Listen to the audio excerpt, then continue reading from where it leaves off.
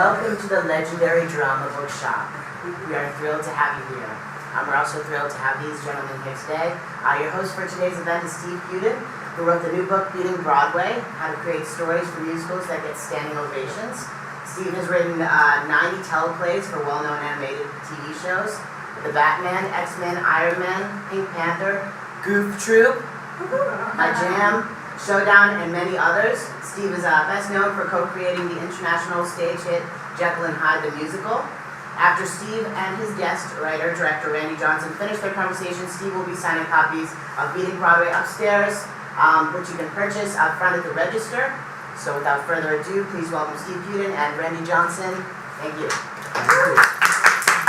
Thank you, Sean. Thank you very much. Well, Randy, in the interest of full disclosure, Randy and I have known each other since forever. Since Lincoln was president. At least. He and I went to school together at USC, so we've known each other for a very, very long time. In fact, in those days, I was a theater lighting designer mostly before I started to get paid as a writer. And I've actually lit several shows that Randy has been in, including Rocky Horror Show, yes, where Randy played Riff Raff, and we did a production of Snoopy. We played Linus, right? We did? Yeah, very germane. Oh, that was Charlie Brown. Oh, you played Charlie Brown? Yes. Okay, see? Time and memory.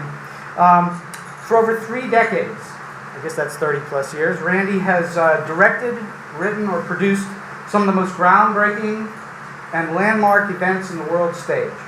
Among Randy's numerous theater credits are the West Coast premiere of Larry Kramer's The Normal Heart, which starred Richard Dreyfuss and Kathy Bates. He produced Always Patsy Cline, which was during the reopening of the Ryman Auditorium, which of course was the original home of the Grand Ole Opry. Always Patsy Cline has had multiple national tours and over 500 regional theater productions, including an off-Broadway production here at the Variety Arts Theater. He wrote and directed The Wildest, the music of Louis Prima and Keely Smith that tours internationally to this very day. He also wrote and directed and choreographed Conway Twitty, The Man, the Music, and the Legend, that successfully toured arenas and theaters across the U.S. from 2007 to 2010. Right? Is it still out there? He's asleep. He's now. asleep. Like some good shows do. He co-conceived and directed the now historic Elvis the Concert, which reunited Elvis's original band singers and musical director in a virtual interactive concert featuring Elvis himself. Elvis the Concert is in the Guinness Book of World Records as the most successful rock tour performed by an artist deceased. You have a thing for deceased performers, don't you? They're easy to work with. They're easy. They don't talk back, no. The production has toured internationally for more than 15 years. At the MGM Grand in Las Vegas in April 2012, Randy directed and co-wrote Mike Tyson, The Undisputed Truth, that starred international sports legend Mike Tyson, who's very much alive, yes? Yeah, I love Mike. Mike's a great guy, yeah. Randy staged and directed Pope Benedict's last appearance in New York, the event attended by over 100,000 people that culminated in papal mass led by the Holy Father. The entire event was broadcast worldwide to an audience of 10 million viewers. For 5 consecutive years, Randy also directed and co-produced with Bernie Taupin the now historic Commitment to Life at the Universal Amphitheater in Los Angeles. These evenings featured performances by such slouches as Barbra Streisand, Elton John, Bette Midler, Sarah Brightman, Liza Minnelli, Melissa Etheridge, Billy Joel, Julie Andrews, Patti LaBelle, Natalie Cole, Garth Brooks, Joni Mitchell, George Michael, and many others. So first question, when are you going to start to work with some talented people? I know. The events raised over $35 million for AIDS Project Los Angeles. He's a recipient of the Crystal Apple Award for his work with AIDS Project Los Angeles and received the Volunteer of the Year Award for his work with Lashanti. And I have a funny feeling there may be some more awards on your horizon. I saw a little show last night at the Lyceum called The Night with Janis Joplin. Any of you see it yet? No, well, I highly urge you to go check it out. It is absolutely astonishing. So it's my great honor and privilege to be here with Randy today.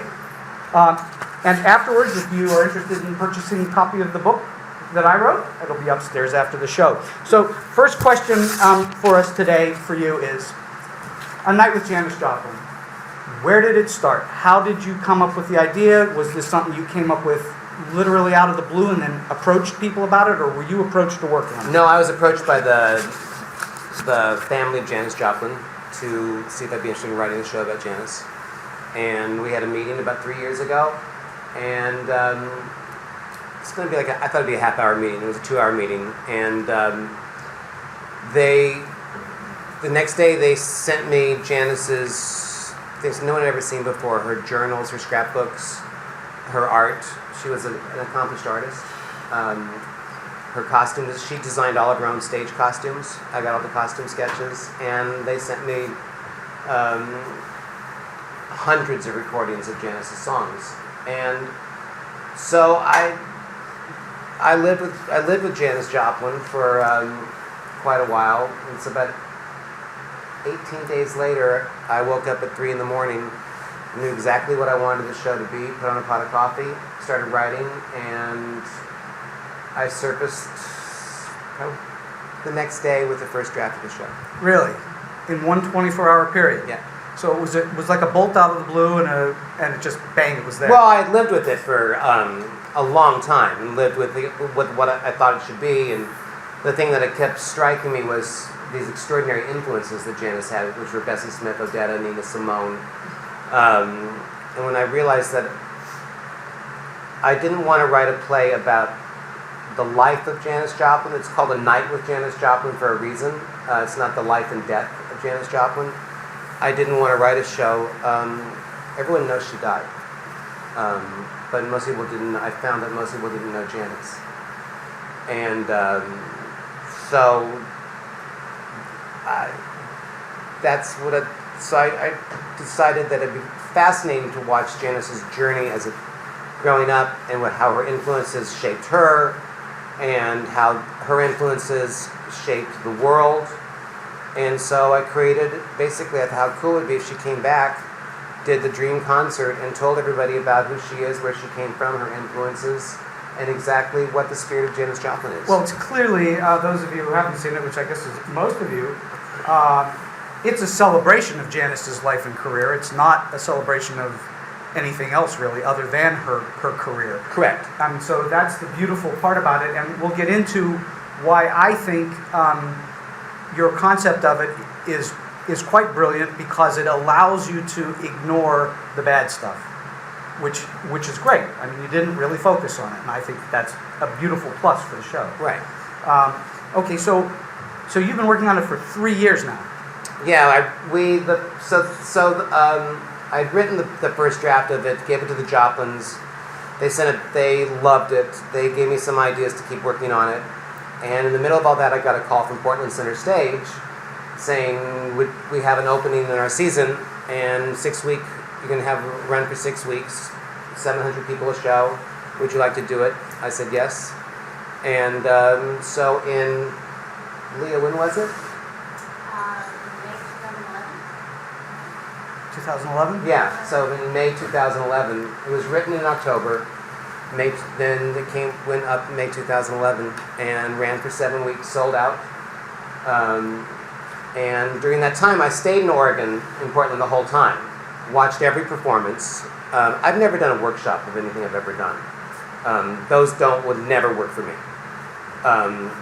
So that was my workshop, was watching the audiences. They informed me as much as anything else could inform me. So I cut a half hour out of the show and made it compact. And then, so what you see now is pretty much what went on tour in Cleveland starting in 2012, and a year later we're on Broadway. So in terms of, in Broadway years, that's actually a really short...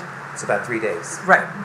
Most Broadway shows today take, anywhere from 5 to 10 years to actually get on the boards. So for you to do that in 3 is actually miraculous. I wanted to do it in 2, but... Too late. So, all right. So now, when you had the show in Portland for the first time, you said you made changes to it there from your initial book, or such after Portland. Once a show goes up, I won't make changes. I have to let it breathe. It's not fair to the cast, the band, the crew. So once we have opening night, no matter what, it's in the oven. Okay, so since then, it's changed very little? or have you gone through certain changes? Texturally, Well, not the necessarily whole thing is a text. All the songs, the dialogue, the whole thing is a libretto.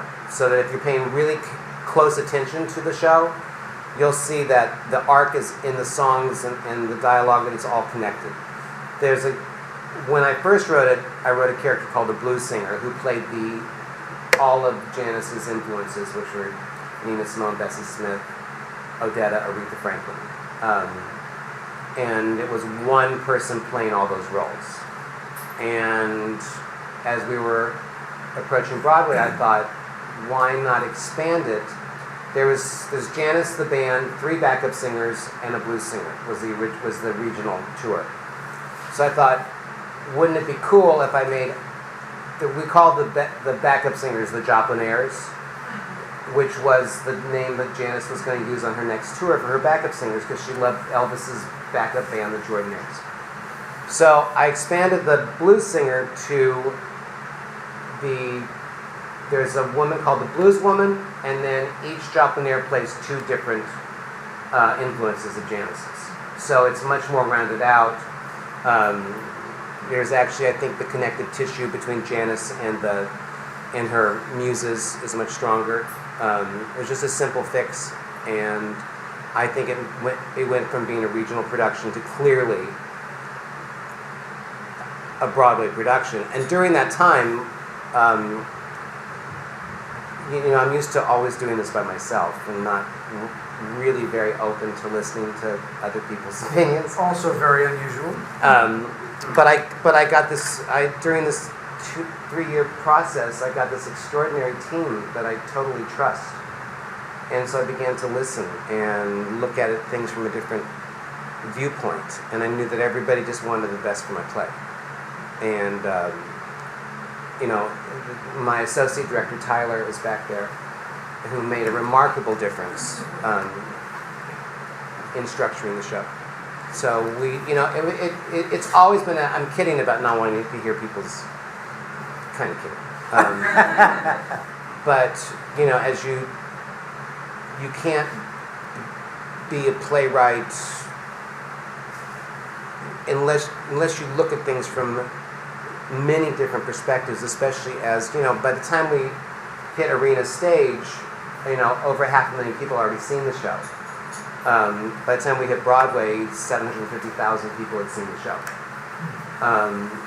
That's a lot of information for me to take in, as the audiences keep informing me. So, but the major change from all that information was to take the show one role and make it into 4 roles, and that's the major change over 3 years. Yes. Otherwise, the show has remained intact. How many of you in here are actual writers? Can you imagine going through that, where you get to keep the show intact? This is really unusual. You do know that. This is not the norm. Most of the time, shows go through abundant changes because people want to throw their 2 cents in. Well, when we did it in Portland, we had a 4-week rehearsal process, and I showed up with a 3.5-hour epic on paper. I mean, there was 30 songs, got it down to 23 songs. So during that period, the cast and the band and I really worked through it and just threw things out, because when I realized that if she could say it, she didn't need to sing it, and if she could sing it, she didn't need to say it. Brilliant. So that's when I started pulling things out, and we went from 3.5 hours to 2.5 hours. Well, this is part of what all writers must go through. That is to make your work integrated, so that no piece or part is extraneous or fat. Everything must be of a piece to the whole of the piece, or it becomes sloppy and overweight. And so that you went through that is, I think, probably was going to happen anyway, but the fact that it stayed the same for all these years since, I think that's extraordinary. Tell us a little about once you had the idea in your head and you woke up and had the pot of coffee and you wrote this whole thing in 24 hours. Yeah. Then did you have the full staging in your mind at that point, or you did? Yeah. When I write, it's a visual form of writing, because I live in the world of concerts and theater, and it's all theater. Concerts, plays, staging the Pope, staging Mike Tyson, it's all theater. And if you don't come from the root of theater, you're not doing yourself or your audience a service. So when I was writing, I knew what the set should be. I knew what I wanted it to look like. So as I was writing it, I was visualizing it. And so what I do when I'm writing is I'll pull images off the internet to remind me of what I'm thinking of. And I'll put these images between the dialogue and the lyrics. So I have a somewhat of a storyboard. So yes, I mean, as I'm writing, I'm seeing. All right. So as you alluded to earlier, you have written essentially a libretto, a story. You've actually written a story, but using music, not a whole lot of, well, it's monologues. It's not. There's no dialogue in the show. The dialogue is between the songs and the singers. It's between the audience and Janice. Right, and which ultimately is her one true love. The audience, she says it, I don't know how many times she says it, 3 or 4 times in the show, that the one and true love that she had in her life is the audience. Correct. And she couldn't find any actual love with another human being. They kept running away from her for one reason or another, correct? Okay. So what I found fascinating is once you had this selection of songs, you had to figure out, how do you tell this story using these songs in a particular order? Well, they're not chronological in her life, are they? Or are they chronological? They pretty much are. They're chronological. Yeah. And that just worked out to tell her story? No, I knew the story I wanted to tell. The reason, part of this is the subplot of the show is the influences. But the subplot of our lives is our influences. None of us are sitting here today without being a product of who we've heard, who we've listened to, who we've met. What we've lost, what we've gained. And when I realized that I could write a show that wasn't just about, Janice, that I was hoping that it would register on some level that all of us are who we are because of our influences, that's how the play began to take shape. So I knew that I wanted, when you watch it, it's chronological. Even the last song in the show is called Rock My Way to Heaven. And it's a song that I had written the show, and I knew I could not end the show with Ball and Chain, which would just left you shredded. There would be no hope. And so I was struggling to find... And by the way, it does. Absolutely leaves you shredded. Yeah. So I was struggling to find the finale and keep it within the integrity of the show and with Janice. And the phone rings, as it always does. And it was Jerry Ragavoy, who had written most of Janice's songs, Piece of My Heart, a lot of them. And he said, I have a song that Janice was going to record the next day, and it's called Rock My Way to Heaven. And when you read these lyrics, sometimes I think that time is too short. She literally was going to record it the next day, and she had notes about it. He sent me a scratch track of her singing it, and her handwritten notes about the lyrics. And so 40 years later, Janice helped me find the finale to my show, and it finally got to be performed live. So that was... And this song has never been recorded? It will be on Monday. We're doing a cast album on Monday. But to this date, nobody's ever recorded this song? It wasn't available to anyone. It's a wonderful song. I mean, I think you might want to have a weird little hit out of it because nobody's ever heard of it. Yeah, Jerry held it.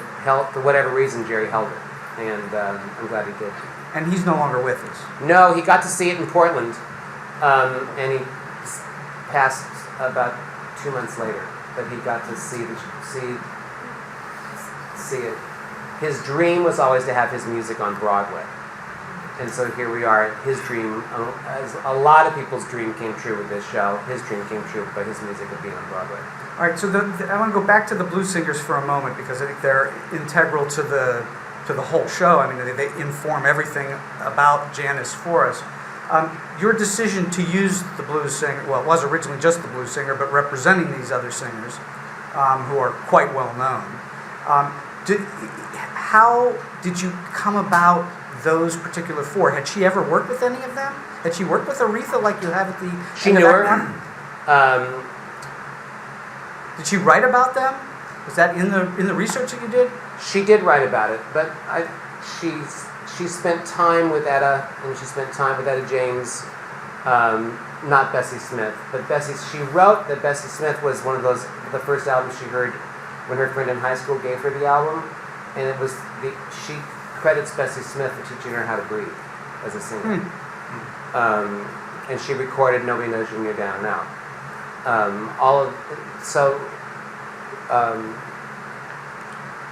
She met a lot of these people, and Odetta actually spent an evening with Laura Joplin. But Janice was always been backstage and hanging out and listening to these artists and her influences, and she was like a little kid meeting her influences. Meeting Aretha Franklin was like one of the highlights of her life. Well, we clearly get the idea in the show. That comes across big time that she was paying a lot of attention to this, and it absolutely turned her to where she became. Well, yeah, as a singer. like Nina Simone, Janice was an artist and actually quite accomplished. But she would find her muse in her art in songs. And this one painting she did of her sister Laura was listening to "Little Girl Blue" by Nina Simone, and she wrote about it. And then she recorded "Little Girl Blue." So I mean, when I realized, "Ball and Chain" is a Big Mama Thornton song. And the whole thing began, I thought, how cool would it have been if Big Mama and Janice had actually done a duet?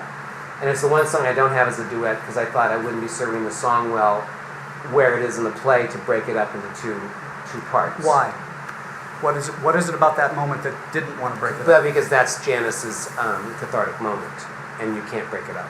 It is, in terms of the 7 plot points of any show, it is the big gloom of the show, and it needs to be that protagonist's moment. It's the big gloom. It's the big dip, Ball and Chain. It's where she's basically at her lowest point. At least for me, when I watch I don't know that she's at her lowest point, but she's at that moment of self-discovery where I believe that these great artists that died very young knew that they only had a certain amount of time on Earth, and I think this is the point where she realizes that she doesn't have much more time, and that's why she sings that song. I don't think that. I think it was a means. I perceive it as a means of self-expression and a cathartic release. Okay, and it seems as if there's You're saying that she was prescient about her death. You actually mention in the show that she says she doesn't want to die. She didn't. She talked about it a lot because people always would say, hey, dude, are you going to die soon? And she said, that's a heavy load to put on somebody. She only had. If you realize that career was 3 years long, the life of the journey of this show is longer than the life of her career. That's a big influence in a very short time. Yeah, and she was. The thing is that she was one of my influences. The first album I heard as a kid was Dave Brubeck's. One of Dave Brubeck's albums. My parents didn't play me Bibbidi Bobbidi Boo. They were always throwing stuff at me. Yes. And the second album I heard was Cheap Thrills, and I remember playing "Summertime" over and over until my parents took the record player out in the garage and said you keep listening. But as a kid, I was listening to Nina Simone.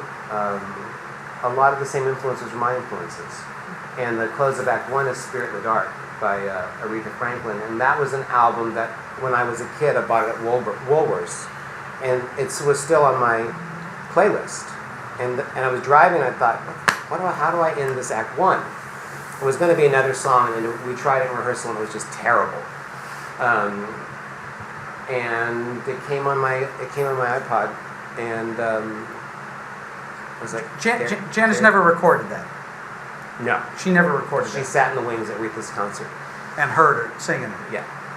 Those of you that haven't seen the show and do go see the show, prepare to watch the roof literally lift off of the Lyceum.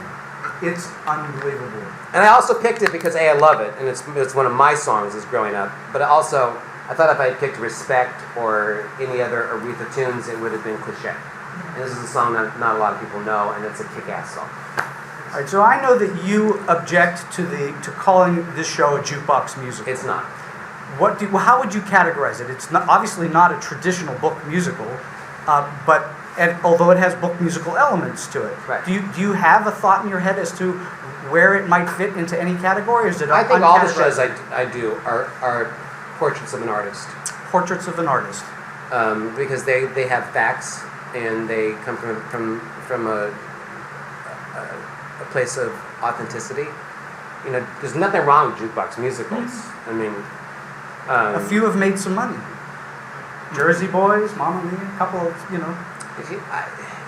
don't know that Jersey Boys is a jukebox musical because it tells a story. Yeah, but that's also a jukebox musical. To me, So is Mamma jukebox. Mia.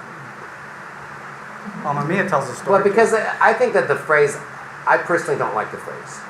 I mean, to me, that's like a cruise ship show. Is a jukebox musical. Because writing for theater, and because of the public need to hear things they've heard before, we've sort of, original musicals have become a different art form. It's like, like great. We all grew up on great musicals. Great musicals with original scores. Half the audience wants to hear that, and half the audience just wants to hear songs that are their old friends. And if you can create a story around, an authentic story around these songs with integrity, like Jersey Boys, then I think that they're also artistic portraits and not, jukebox. Absolutely right. Like Beehive is a jukebox musical. But $1 Million Quartet? I haven't seen it. Trying to think of what else. Can you think of other jukebox I think musicals? because the quick Smokey Joe's is that is a jukebox. that's a musical. jukebox musical. And a very successful one. What? Yeah, that's a jukebox musical. All Shook Up? I, All Shook Down? That's it's sort of like it's between jukebox and that. Yeah. Well, Janice. Here's But what. this tells a particular story Yes. from Janice's point of view, Yes. which is why it's not a jukebox Right. musical. It is. If you're going to call it anything, it's a concert musical. In other words, you've developed a show that is like going to a concert, which is what you've already said. It's like going to a Janice concert. I never saw Janice when I was growing up, though I'm old enough to have, unfortunately. But the truth is, this was like my getting to go to a Janice concert. Right. Only you got plus to it. You got a lot of information that you would have never gotten in a Janice concert. Right. She would have never revealed all that on stage. She just would have sung most of it. She would have revealed some of it, but not all of it. No. Right? So I think that's I think. Listen, this show got terrific reviews, and there were some critics that said some funny things about the show. I found whatever, and they weren't really heavily negative. They were just a little on. I think they didn't know what to do with it. I think that's part I of think the they problem. didn't know what to do with it, and they also walked in expecting. A book musical. Well, they expected to see a play about the life and death of Janis Joplin. They walk in with certain expectations, and they can't switch the channel in their head. Instead of just being open and seeing what they're seeing. But I'm grateful for the reviews we have. Oh, they're great. They've got very good reviews. And we're on sale now through June 24th, so tell your friends. And that leads me to how, and I think I know how you're going to answer this, but I still want to hear you say it. How do you take so many incredibly sad songs and make them so full of life? Telling the truth. That's the one thing I've always done with all of my shows, is that I've never participated in revisionist history. And you can approach a song from this way, or this way. Mm-hmm. So, well, this is like all which joy. song? Like which song? Ball and Chain is full of. But it's also full of passion. Oh, no question. It lights a fire in As the the audience. blues are full of passion. I mean, this is a show about the blues. And I never let any of the artists play it on the down. Well, that's clear. Never let them play the result.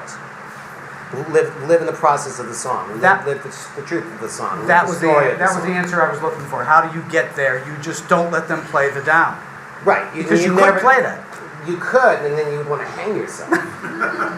Because most of the songs in the show are pretty bleak. There's not a lot of... No, I disagree. You think they're upbeat? Piece of My Heart, Piece of My Heart, definitely. Spirit in the Dark. Mercedes-Benz. That's a huge upbeat song. Okay. 700 people a night stand and sing along. Oh, no, don't get me wrong. I think that there's clearly... That song is about hope. That song is totally about hope. Okay, good. Right? That is how you do it. That's how you do it. You all know Mercedes-Benz, yes? Oh, yeah. It's one of the most famous, iconic songs That's ever. wanting to make your life. That song is about wanting to make your life better. I think that's why it resonates today. But where did you place it in the show? The last song of the show. It's the very last, it's the last curtain call. It's her final thing where you know from the show, without anybody ever saying it, you know she's essentially gone. At least I thought that she's already left the planet. And the last song she sings is, Lord, won't you buy me a Mercedes-Benz? I mean, it's, placed exactly where it wants to be. And in fact, the people that were around me, they were getting ready to leave. And then all of a sudden she starts to go, no, wait a minute, we didn't hear that song of all songs. Well, I do that cheap trick that we do in concerts where the big encore is song. never, like, oh, let's try that song. It's always planned out, So it's a cheap trick artists use. But it works. You introduced Pearl quite late in the show. Yes. Was that how she arrived chronologically in Yes. Janice's life? She arrived wasn't very late. really Pearl until the Pearl album. I mean, she put the feathers in her hair, and the feathers are a tribute to Bessie Smith. That's how it happened. But her onstage persona was not that feather in the hair, sunglass thing until late in her life. And so the last image everyone has, probably the enduring image, is the Pearl album, which is in that. And so that was the last thing that we see, and you only see it for a second. Otherwise, it becomes drag queenish, and everyone in the audience is dressed that way. So she didn't need to dress that way. All right, let's talk about a couple of mechanical issues that confront authors and producers frequently. And you maybe had an easier ride, I'm guessing, on this because you were working with the family. But how did you obtain the rights to use all these songs? Well, you have to clear all the rights. Were you involved in that clearance? I know, I'm sure an attorney was involved, but were you involved in, I want this song, and what happens if you can't get it? No, I picked the songs and then gave them a list and said, make it happen. But in Patsy Cline, I cleared all those songs because we opened in Atlanta, and I hadn't cleared any songs for a year, and I got this very nice letter saying, don't do the show until you clear the songs. So, Janice wrote 3 of the songs out of 23 songs. But they all, it's a very simple process. But you just have to be sure that you clear those songs, and you pay a piece of the box office, and you get it. You make it sound like it's simple. It's probably not that simple, but It requires a music clearance agent or an attorney to do it. probably an attorney. Any of you working on shows where you're trying to use existing material? And have you gone through this issue? I've researched it, haven't gone through it yet. Okay, well, this is why I raised it, in a public It's a forum. fairly simple process. Harry Fox agency, correct? Harry No. Fox? Not through Harry Fox? You have to go directly to whoever can propose. Right, you have to go to the publisher of the music, which can be a writer, or it could be a company, it can be all kinds of different They're things. usually, if you go to the ASCAP or BMI website, they'll say who the publisher is or who represents the song, and I highly recommend you don't do it yourself. Don't use a third party. I highly recommend that you get. An attorney. Well, there are music clearance agents that do it too. They're much It- cheaper than an attorney. But You it's, need it's an expert, is what he's saying. yeah, because you don't want to get the song cleared for 3 months. Right. You want to get it for 7 years. Or ripped off, which could also happen. They could rip you off too. So I bring this up on purpose because this show is using. If they existing want work. money in advance, don't do it. It's always you pay as the show's making money, they're making money. It's a simple process, and if they tell you we need $5,000 up front to use this song, find another song. Did you have to do that in the show? Did you get rid of a song because it wasn't available? There was a song that I Shall Be Released is the culmination of the blues singer's journey in the show, where they release Janice. They give her permission to be herself. It's a Bob Dylan tune, and it was a very significant song in my life too. But it wasn't originally in the show in Oregon. It was Change Is Gonna Come, and Sam Cooke was the author, and his widow just simply did not want it in the show. And we had rehearsed it, and I thought I've never been turned down on a song in my entire life. But she didn't want it. But you see, everything works out for the best. I mean, I've always believed that, if you're supposed to make a right turn, somewhere you'll get slapped and forced to make that right turn. Because that led me to I Shall Be Released. Bob Dylan said yes, and it's tearing down the house every night. So, it's. But I recommend that you get there's books on music clearances that you can read if you want some help on it. Because when I did Always Patsy Cline, and there was a lot of legal issues in learning to do that show. I bought a law library and read everything on intellectual property, music clearances. I basically did a 6-month law education, because I wanted to understand what the attorneys were telling me were true, because you ultimately have to take responsibility for yourself.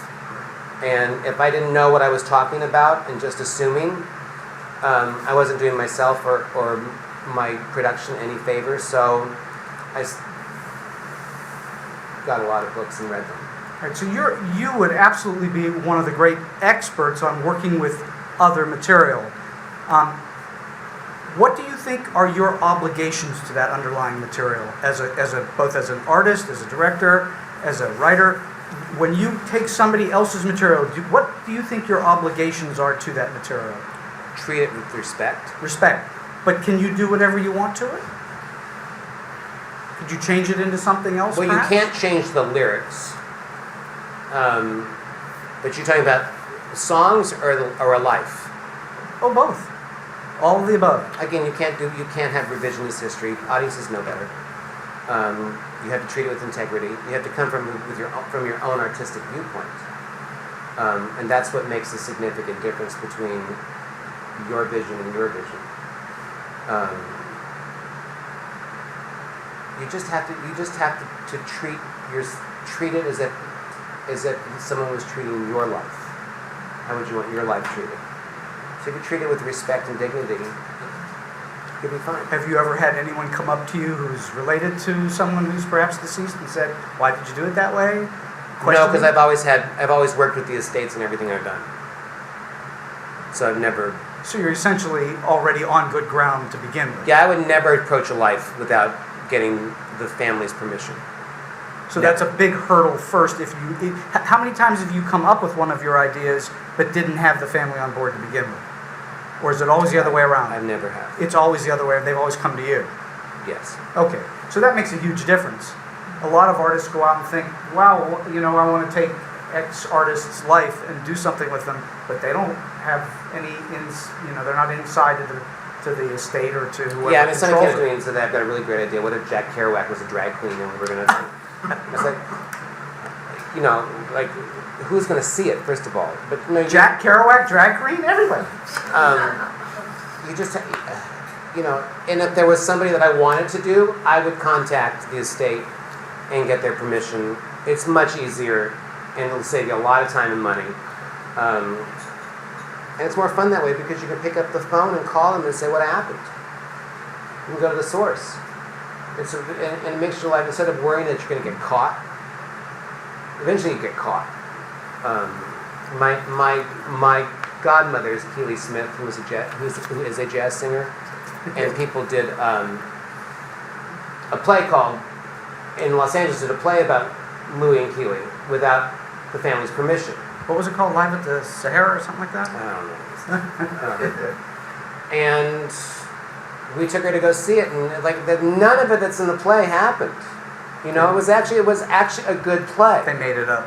But it was revisionist history, and you know, so she gave them ideas and talked to them, and I don't know what they're doing now, but you know, it's much easier to pay your taxes than go back and, you know what I'm saying? It's better to work clean. Yeah. It's all, but lots of people don't. No. Lots of people try And to those fake shows it. don't make it.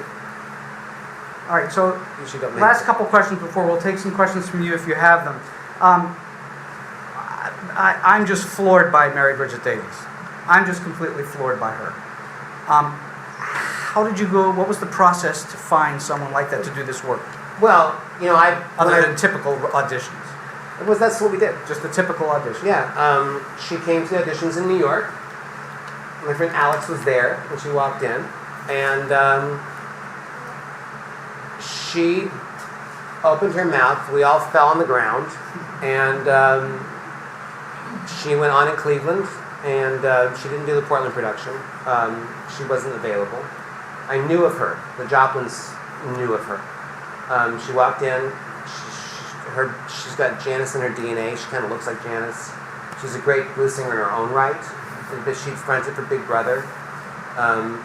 But everyone who's playing the part, because we've had companies in San Jose, Austin, that were simultaneous with this company, and they're now here as the alternate and understudy. They're all great in their own way. They come to Janis from a different perspective. They don't try to imitate Mary. The one thing that you cannot do when you're casting the show or auditioning for the show is come at it from a musical theater point of view. It doesn't work. If you try to do Ball and Chain like you're singing Evita, it doesn't work. Right? You have to come from it from an authentic rock and roll viewpoint. And so far we've got 3. And we're going to be looking for more soon.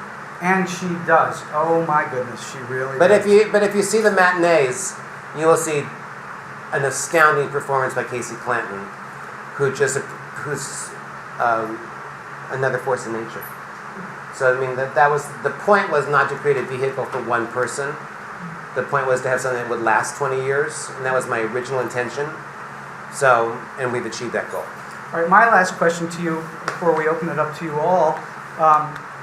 If Janis were still alive, and this show And some were... people think she is. Well, maybe she is.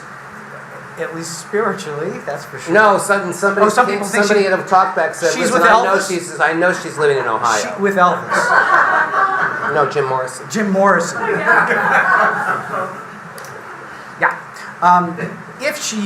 When she visits the show from Ohio, this is essentially a retrospective of her early career, because what else could it be? Assuming she were still alive, she theoretically would have a whole lot It's more her whole career. career. Well, it is her whole career, but I'm saying if she were still alive, in theory, there'd be a lot more.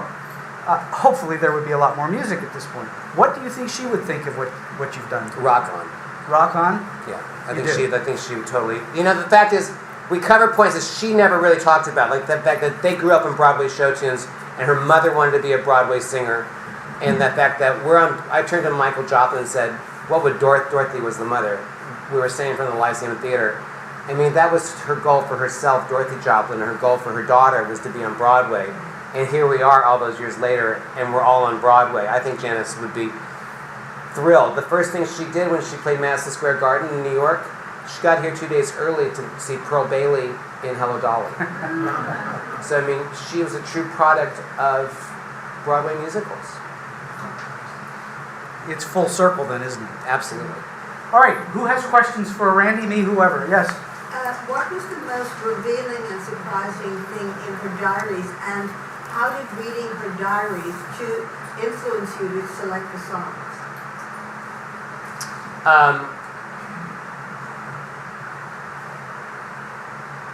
Thing that struck me was how honest she was and how clear she was in her writings, and that she was the way I came up with the conversational tone of the show was by the conversational tone of the letters, and that she she wrote these letters to her mom about I'm doing the Ed Sullivan show, like a kid at camp going, I'm going to be at the campfire tomorrow night. That she was so thrilled with every aspect of her life, and as she chronicled her life. I find that most people who have great careers know that they're important somehow, and Janice saved everything. She loved everything. She never was cynical. So that's what guided me to create the voice on stage, because of reading those letters. Because I didn't understand what you meant by the bad stuff, because when you say you don't want to do revisionist history, you can't tell the truth if you leave out the bad stuff. Well, the It makes show- sense. But wait, what bad stuff? No, I didn't use the term, he used the term. And you that's what I'm trying. You let him get away with it. I got away with it. What I meant is the show does not dwell at all on her death or alcohol abuse or anything. When Kurt Cobain was in concert, he never said, last night I shot up a bunch of heroin. I mean, right. It never comes out in the show in any way, shape, or But does form. she mention it in her diaries? No. The so-called bad stuff? No. Oh, really? Well, then she didn't tell the full truth. Why would you write in your diary that I drank too much? Because that's the truth.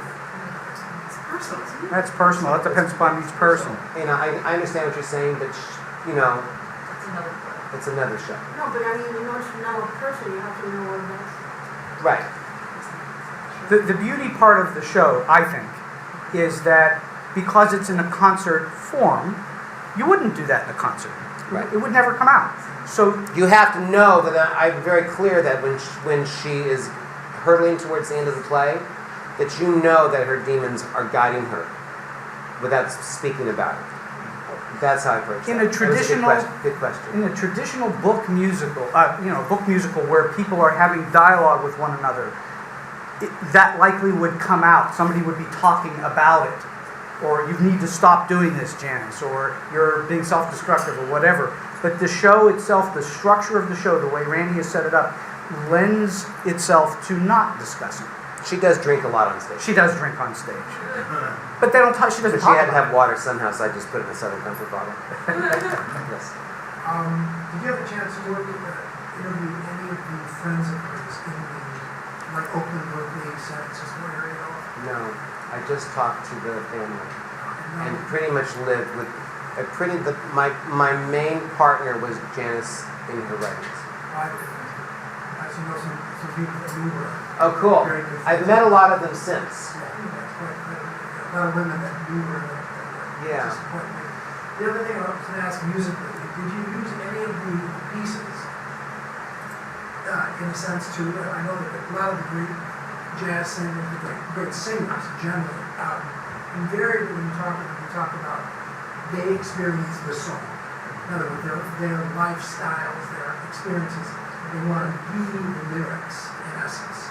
Did you find that you used any of the songs to capture any of those changes that Janice was going through? The connective tissue of Yes, these songs is there's whenever the influence or the muse sings it and she finishes the thought, Right. there is a visual connection between the two before they carry it forward. So there's an unspoken connective tissue between these songs and these people. And did you find when you had an arranger work with it, with the song? Well, I'm just saying. the question is, did we have an arranger do the music? We took the original arrangements, but I also, if you listen to it, there's not a dry moment in the show. The music never stops. The whole thing is underscored. And so the band and Tyler and I, we worked and pulled pieces of songs and put them as underscore. So that I felt that because her life was her music, that the only time the music stops is when it means something. So I pulled pieces of it and created underscores. I mean, the whole thing was arranged really by all of us. There wasn't one single arranger. Who picked the music that precedes the curtain? I did. Because the moment you walk in the theater, you're filled with music. You're filled with music. Yeah. Oh, I'm sorry. Right here. Could you give us a sense of what your rehearsal process is like? In other words, the mechanics of how you rehearse. Tyler, how do we rehearse? pretty much like any other show. There's a little bit of there's a lot of breathing with it, which was really different for me. And attaching to the show. That's Tyler Rhodes, who's the associate director. Yeah, there's a lot more breath in the rehearsal process. A lot more getting into the material and the words in a different way, but also not overworking the material because the truth really came out in not overworks to a certain degree. Well, I would say to Tyler and everybody, don't overthink any of this. Don't, and if you think you're approaching this from a musical theater point of view, you're screwed. Because there's nothing traditional about this show. Has anyone ever seen Martha Clark's Garden of Earthly Delights? Say that again? Martha Clark's Garden of Earthly Delights. When I graduated from college and I moved to New York as an actor, I went and saw Martha Clark's Garden of Earthly Delights, which was about as non-traditional, non-linear theater dance as you could get. And my mind exploded. And everything I've done ever since has been based on non-linear, on what she did, Martha Clark. I mean, that's my biggest influence.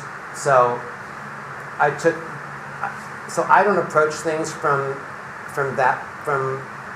my training. I use my training as my cement. But it's structured organics. Does that make sense? Yes, it does. Randy's working in a world that most Broadway directors are not familiar with. I mean, the style that you work in is really unusual. It's very different. It's unclear from what you said, but have you ever saw Janis Joplin perform live? Did I? Yeah. No. I watched her. I mean, I did not. I watched a lot of the Dick Cavett interviews. Festival Express? I didn't know. I Really? No. I saw it afterwards. Literally, you have to see that because I saw Janis live. I'm 61, so as a kid I saw Janis live, and Festival Express captures her essence as far as like you can literally see emotion pouring off of her in sweat. I saw clips from it. that? I saw clips from it, but they sent me It's outstanding. from the Bill Graham archives. They sent me Okay. outtakes of a whole bunch of stuff.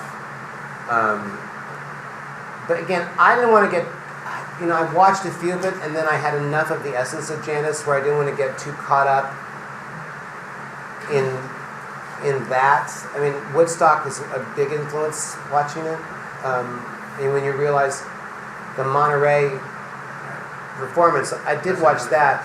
When you realize that her performance in Ball and Chain in the Monterey film, she did it the day before and didn't realize cameras were going to be there, so she dressed crappy. And she realized that this was going to live beyond her. She sent her assistant back home, got a better outfit, insisted that they shoot it the next day in the right outfit. And that's the performance that you see on film. Well, you rightly focused on the show on passion, not on facts and details and that kind of thing. You rightly focused on what was from the heart. From her heart. From her heart, yeah. That's what I mean. Yeah. I'm sorry. We'll get to you in 1 second. We'll get to this one first.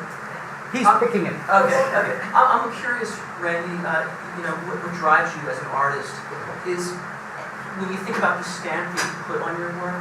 Is there sort of an overarching theme or statement you want to make when you think about your legacy? When you look at your whole canon of work. I mean, is there a thread of that's Randy's kind of like message in there, or kind of Wow.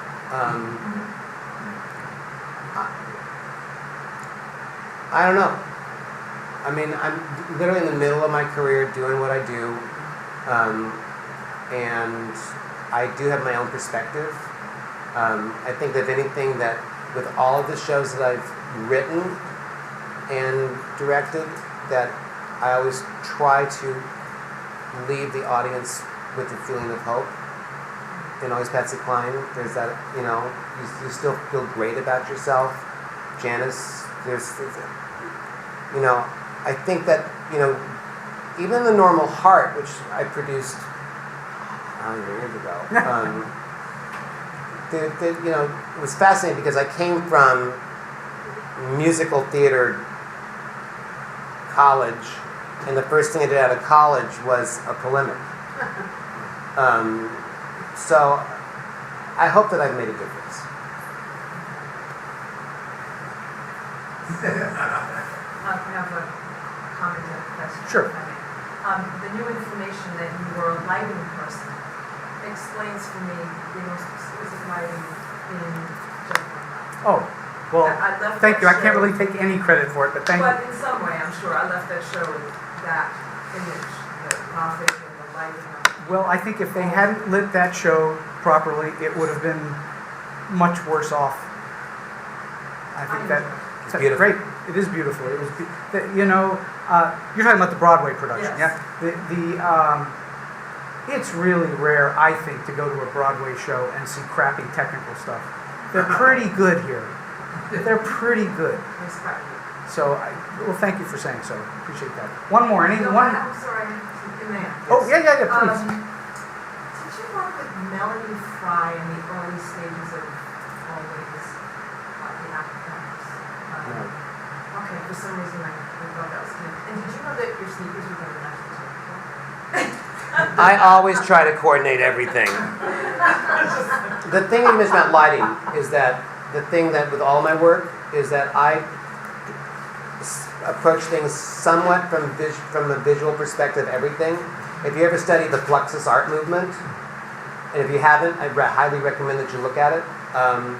That was an integration of everything, and I come from I paint portraits with spectacular lighting designers, with spectacular choreographers, but it's all one vision, it's all one canvas, and you can't do a song without great lighting, you can't do it without great sound, but it's all part of a portrait that you paint. And that's the one thing that I think that, to answer your question, is I think that I paint portraits on the living stage. My apologies, I'm a visual person. I just- No, it's fine. I think Did you Randy have a will. question? I think Randy will back me up on this. That we are both influenced by a single individual and others who taught us at USC named John Blankenship, who had a huge capacity for getting the right look to a show and that sort of thing. And I think John has had an influence on you. Yeah. I know he's had one on me, and he's no longer with us, but he's influenced a lot of people, including Andy Tennant, who has gone on to direct many big features like Ever After and Hitch and what else has he done? Sweet Home Alabama. He's a good director. He's a big time director. He directed Rocky Horror Show. You have a question? No. Very Last one. basic question. I'm really starting from scratch when you got here from the other, but total this thing about what you need to have just to begin with versus like you build a team, start building a team from the beginning, or get your book together first. Or Everything starts with the written word, but as you're doing it, as I do it, is that I am visualizing what it looks like as well as what it sounds like. And then when you get to the place where you're in production, or about to be in production, then like the theater, Portland Center Stage, gave me carte blanche to pick whoever I wanted to work with, and I found all the designers that started in Portland are the designers on Broadway. So, that was you have to have a vision and have the courage to follow through with it. And if you think that it's not for the faint of heart, you have to be strong. You have to believe in yourself, believe in your vision, and don't have false humility, but don't have false ego either. Just simply live in your words and trust yourself. Randy gets to do something that not everybody gets to do, which is you get to have the vision and actually do the vision. Most writers write and then turn it over to someone else to try and interpret it. Never do that. But you're not that common. No. This is fairly uncommon. So as a writer, you're always trying your hardest to make the vision as clear on paper as you can, but you still have this frailty of communication and the language that someone else reads and thinks, oh, that's what he means, or she means. But it turns out it's not at all. Because I can tell you from writing many episodes of television that you think you're communicating one thing, and then what comes up on the screen is something totally different. So this is good for you. You know, you get. But I think that there's no one way to land a plane. Of course not. This works for me, you know. But I also learned when I'm working with great artists musically, like when I did Carly Simon's show, you know, we're working with her body of work, and I'm staging it and lighting it, but we work together and find different ways to make a point. Because you can't do those songs for 40 years and keep them the same. They grow, songs grow as you grow. And so your work can grow as you grow. So it's a never-ending cycle of hope. Well, thank you all for coming. And if you like, I'll be upstairs. If you wish to join me, you're welcome to.